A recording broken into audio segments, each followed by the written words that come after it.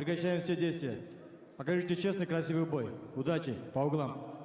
Барлығы біз жақсы көретін стандарт. Первый раунд. Асықпай бастайды. Бүйіргенде салып көрді. Бұл жігіт Әділетұлы. Жекпе-жектерін бірінші раундта аяқтаған бұл жігіт. Вот сейчас какой контраст после медийного поединка. И теперь уже за право носить гордое название контендер. Между Гульжигытом и Диором. Попытка тейкдауна. Жасырмай аяққа ұмтылған. Хушназарова. Әділетұлы қиын позицияға тап болды. Қазір Хушназаров күресуге дайын болып шықты. Да, забирает спину, обрати внимание. Пока что контролирует у сетки октагона. Таджикский файтер. Прихватил за шорты здесь Әділетұлы. Қарбалас күреске екеуі де жап-жақсы дайын. Тағдай аяққа Алгой. Тамаша. Хушназаров. Артырды өте жақсы. Күрес те кешіңіздер. Өте жақсы қысым көрсетеді. Енді позицияны қайту. Ұтымды бір табу, соққы жаудыру үшін. Келесі қадамы Диор Хушназаровтың.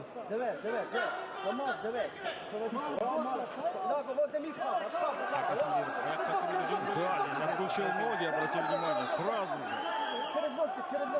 Работает в главном паунде. Жаңы Honor хиттеринин бирин сатып алсаң, 1,5 миң сом кэшбэк берилет. Бөлүп төлөөгө алуудагы жеткиликтүү. Остор дүкөндөрүнөн же О-маркеттен ал. Қалмады, тәуекел етіп, аяққа тұруға жақын. Тордалып алған саусақ көт. Тамаша қараңыздар. Междуносит Гульжигыт. Аяққа тұрып кету үшін қолдануға болады бұл сәтті. Хушназаровтың күрестегі қысымы өте жақсы. Шпұрыш жасай алады. Жабалмады. Бұл шынымен де қазір бұл екі жігіттің өнеріне тәнті болып отырмыз. Қаншама, небәрі 2 минуттың ішінде қаншама нәтижелі шабу. Қаншама позиция алмасы. Я бы, знаешь, что еще отметил Сатай? Диору 20 лет. Гульжигыту 22 года. Уже успели провести по 5 боев. Атакует здесь Әділетұлы. Слэмит сверху. Диор. Слэм. Ең арабай. В опасности находится Гульжигыт. Ай-яй-яй. Терпит. Вот здесь контроля спины нет, поэтому не смог здесь. Поторопился и оказывается...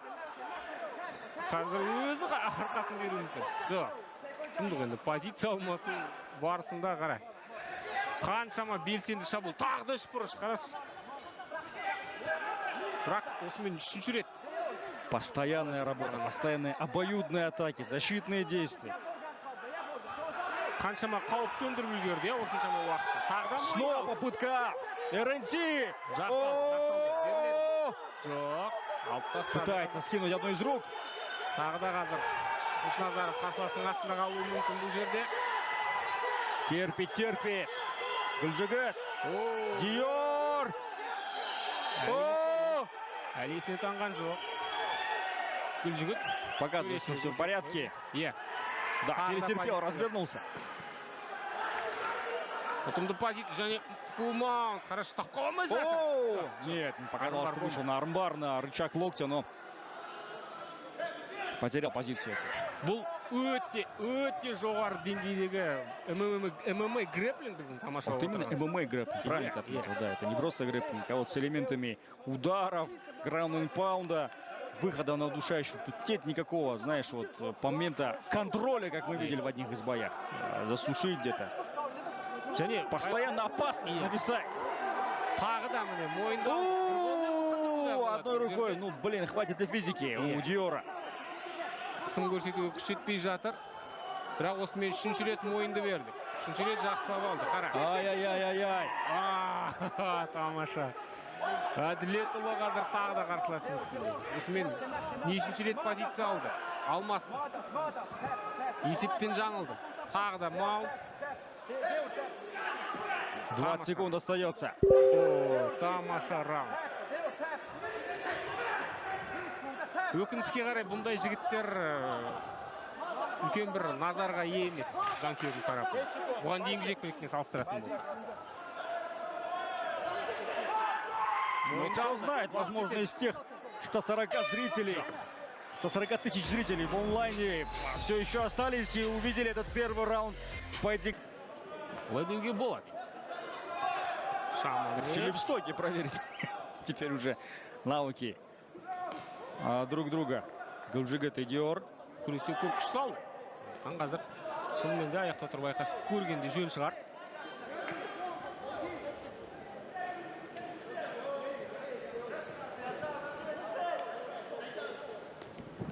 Будет ли такая высокая конкуренция в стойке? Нет. Гүлжігіт попытался пройти в ноги. Для тейкдауна. Бар тейкдаун.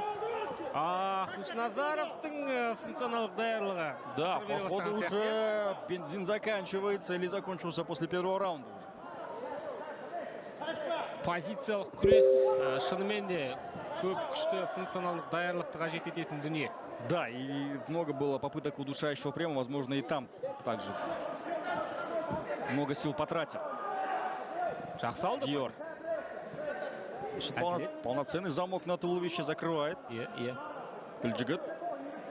Ал мойынды жоқ, алған жоқ. Әзірше. Мына жер қиындау болады. Ищет шею.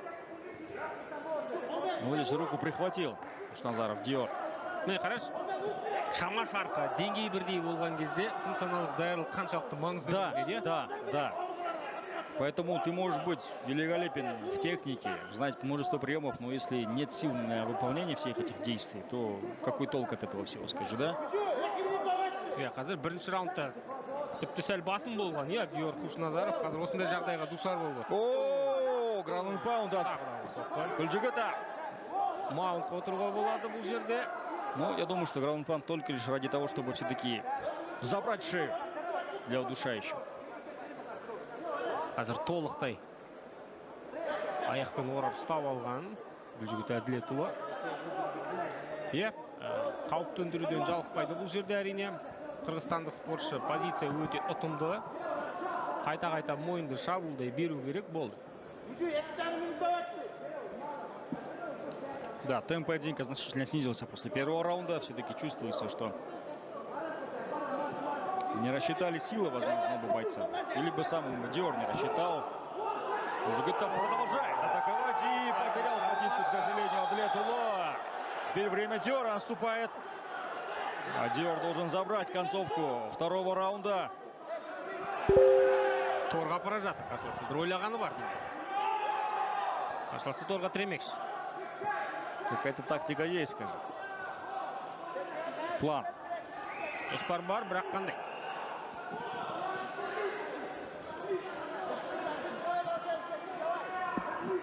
Бұрынғыдай тегеуірін жоқ, шыны керек.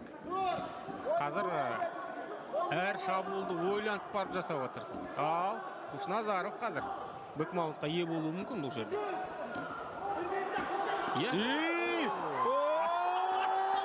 Диор пытается! Нет, разворачивается снова Гүлжігіт. Аяқтың күші, аяқпен ұстап қала алмады.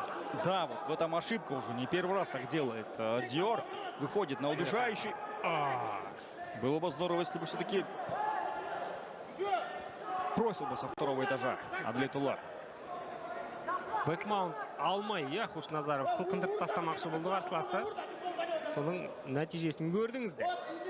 Второй раунд близится к завершению. Здесь соскальзывает с бэкмаунта. Гүлжігіт Әділетұлы. Ал Хушназаровтың күші дедім енді бұл жерден қауіп төндіруге, шабуыл жасауға. Хотя бы нужно бить, наносить удары. Не обязательно охотиться за шеей, как это он делал в предыдущих раундах. Бірақ тағы да мойындалмақшы, Шабуыл керек. Уақыт көп емес. Бұл жерде Хушназаров барынша қауіп төндіру керек. Тағы да мойындау. 30 секунд остается. Мына жерден шыға алмайды. Вот теперь уже, кажется, посерьезнее захват закрывает замок на туловище. Екінші қолды алып тастады Әділетұлы. Да, снова только лишь одной рукой душит, кажется, да? Не удастся у него. Бір сәтте жақсылап алған сияқты болып көрінді, екі қолмен де. Сил не осталось, возможно. Шынымен де. Бұлай қылқындыру үшін бір 10-15 секунд қысым көрсетіп ұстап тұру керек. Қазір позицияға ие болғанмен әзірше Диор Хушназаров қауіп төндіре алмай жатыр. Ну вот снова у меня сомнения. Бастауға дайын. Ал кет. Бауыржан Жұмановтың рұқсатын алу ғана қалды. Бұған дейінгі 2 раундта күресті бастаған Гүлжігіт Әділетұлы еді. Өз аяққа ұмтылып күресті бастап кеткен. Раундтың ең басында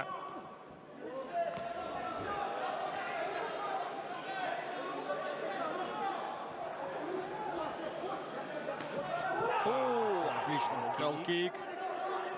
ойнақтап кетті қазір. Да, не был, по всей видимости, готов к этому Гүлжігіт Әділетұлы. Аяқты сәл көтеріп қадам басып жатқан кезде ұстап алды. Алғашқы болып Гүлжігіттің өзі күрес керек. Мақсат тіпті аяққа өту емес, әйтеуір клинчте байлану. Одан кейін бір амалын табуға болады. Міне қараш, оп-оңай көтеріп алады қарсылас. О, тейкдаун. Тейкдаун бар. Видимо, что Рамиль Джакаев ставит галочку за тейкдаун. Вот примерно так и оценивает Рамиль Джакаев каждый раунд. Обратите внимание. Видит тейкдаун, ставит галочку. Не скажу, что я также оцениваю, я просто общую картину вижу и все. Поэтому мы не судьи профессиональные.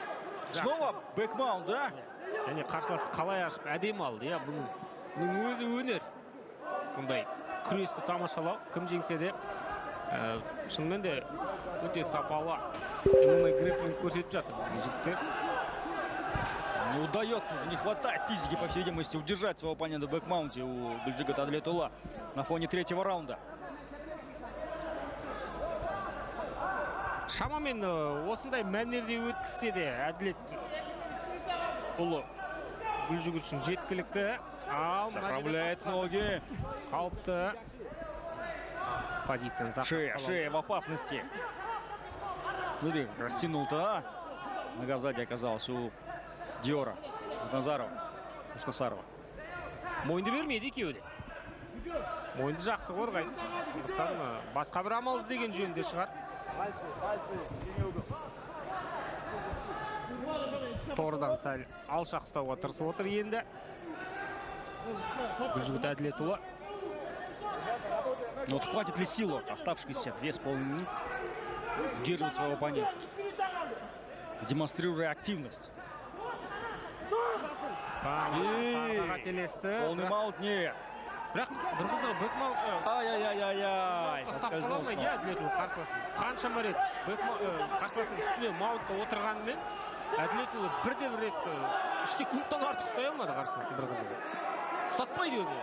Ну вот здесь нужно понять, это заслуга Диора, который всячески двигается, не дает плотно сесть, либо же все-таки Әділетұлы Гүлжігіт не удается ему удержать. Хотя это было и в первом раунде, когда были оба бойца свежие. Долго не задерживался в бэкмаунте Диор у своего оппонента. И вот снова смазал концовку 3-го раунда Диор. Дәл 2 минуттай уақыт бар, көрейік. Тағы да мойындалды қара, тағы да мойын ашық қалды. Бірақ аяқтың қазір күші жетпей жатыр. Уже аяқпен жақсылап позицияны ала алмай жатыр. Неужели Диор снова заработает ничью в своей карьере? Вот уже вторую.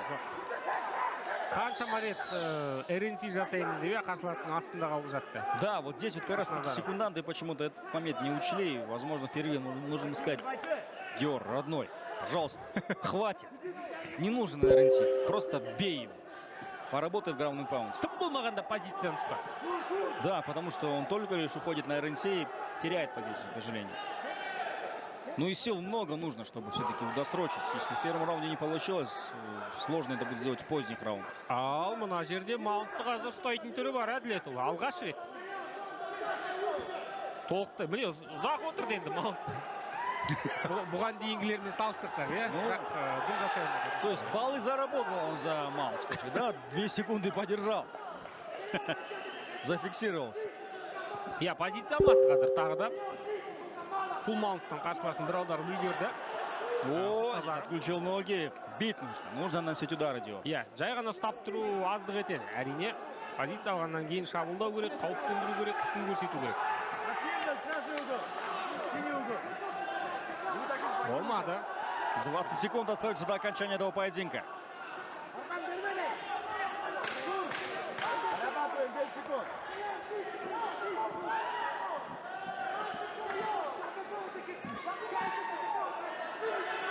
Последние секунды и бой завершен. Ждем официального судейского решения. Дамы и господа, этот бой продлился всю дистанцию, и по итогам 3 раундов объявляется ничья! Тең деген нәтиже. Құрметті көрермен, осымен Георг Кушназаров үшін бұл мансабындағы екінші тең деген нәтиже, ал Гүлжігіт Әділетұлы алғаш рет